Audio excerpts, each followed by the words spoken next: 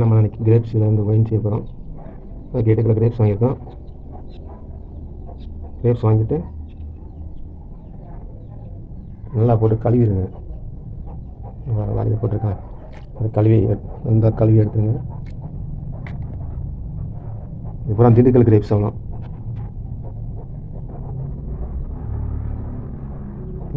கழுவி நல்லா க்ளீன் பண்ணி தண்ணியெல்லாம் உதவிட்டு எடுத்து வச்சுக்கோங்க. ஏற்கனவே கிரேப்ஸு எல்லாம் தண்ணியில் எடுத்துகிட்டு ஊற வச்சுருக்கோம். தண்ணியெல்லாம் வடித்து எடுத்து வச்சுருக்கோம். பாத்திரத்தில் போட்டு நல்லா நைஸாக பூராமே நல்லா மற்ற விஷயம் கடைஞ்சி விடணும். இந்த மாதிரி நல்லா நல்லா கடைஞ்சி எடுத்துக்கணும்.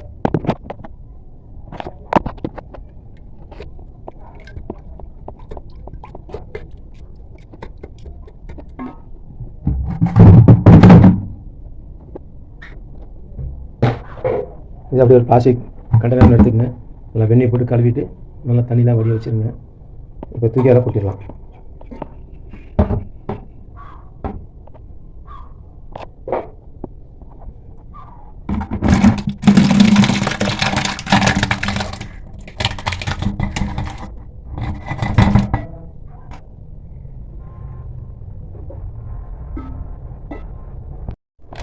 ஒரு கிளாஸ் 4 ஸ்பூன் சீனி போட்டுக்கோங்க. அதில் 1 டேபிள் ஸ்பூன் ஈஸ்ட் போடுங்க. போட்டு அப்படியே நல்லா கலக்கி விட்டுருங்க. ஈஸ்ட் நல்லா நுரைச்சி வரும். இந்த தண்ணி வந்து கொஞ்சம் வெதுப்பாக வெண்ணி வச்சு ஆற வச்சுக்கிங்க. இது வெதுப்பாக இருந்ததே போதும்.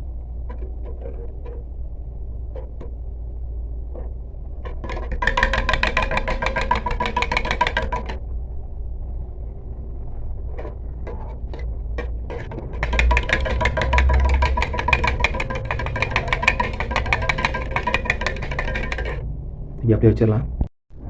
இப்போ அந்த 8 கிலோ கிரேப்ஸுக்கு 4 கிலோ சர்க்கரை போடணும். உள்ள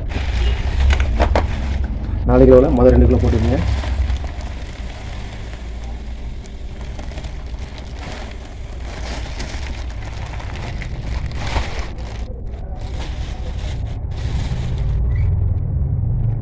சீராக போட்டுட்டு அடுத்து நம்ம 2 அரை கிரேப்ஸ் எடுக்க வேண்டியிருக்கு. நல்லா எடுத்து போட்டுட்டு ஈஸ்ட்டை பாருங்கள் இப்படி நுரைச்சி வருதுங்க. அதான் ஈஸ்ட் நல்லா பொங்கி வருது. இருக்கட்டும், இதெல்லாம் கடைசியாக மிக்ஸ் பண்ணி விடணும் போல். இப்போ நம்ம அப்புறம் பார்த்துக்கலாம். இருக்கணும். இப்போ அந்த 8 கிலோ கிரேப்ஸுக்கு 4 கிலோ சர்க்கரை போடணும். உள்ள 4 கிலோவில் முதல் 2 கிலோ போட்டுக்கோங்க.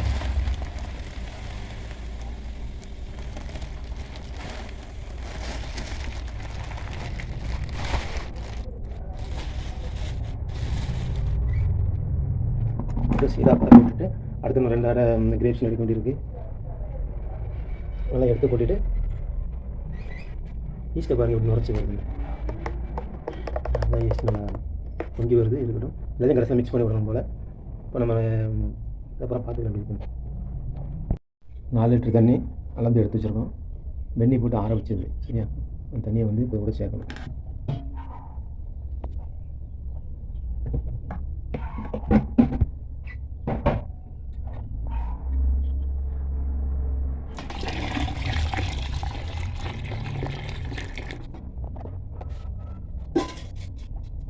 நம்ம ஈஸ்ட்டு சேர்த்துட்டோம்ல.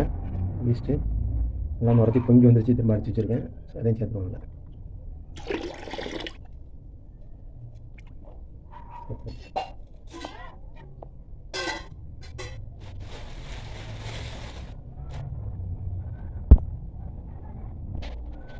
ஏற்கனவே நம்ம 2 கிலோ சீனி சேர்த்துருக்கோம்.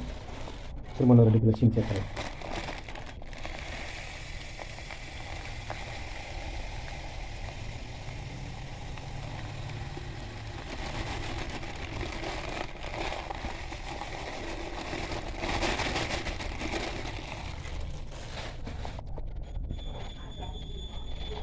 நல்லா கலக்கி விட்டுருங்க. அவ்வளோதான். ஒரு 10 நாள் கழிச்சா கைப்படக்கூடாது. வேலை சிறப்பு கையில் நல்லா சோப்பு நல்லா கழுவிடுங்க. இல்லை மேலே வெண்ணி வச்சு நல்லா இப்போ நல்லா களையிறது மற்ற வாளிகள்லாம் வெண்ணி வச்சு நல்லா ஸ்டெர்லைஸ் பண்ணி நல்லா கழுவி எடுத்து காய வச்சுட்டு அந்த ப்ராசஸ் செய்யணும்.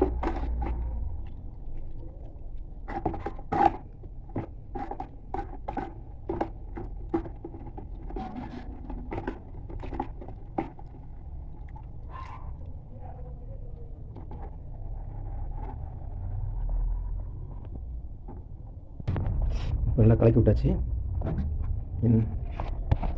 நல்லா கலக்கி விட்டாச்சு. பார்த்துங்க எப்படி இருக்கணும். நல்லா ஏர் டைட் கண்டெய்னர் வச்சு நல்லா மூடிடுங்க. சுத்தமாக எதுவுமே இருக்கக்கூடாது. டஸ்ட் இல்லாமல் ஏர் கண்டெய்னர் வச்சு காற்று போகாத லெவலில் மூடி வச்சிடும்.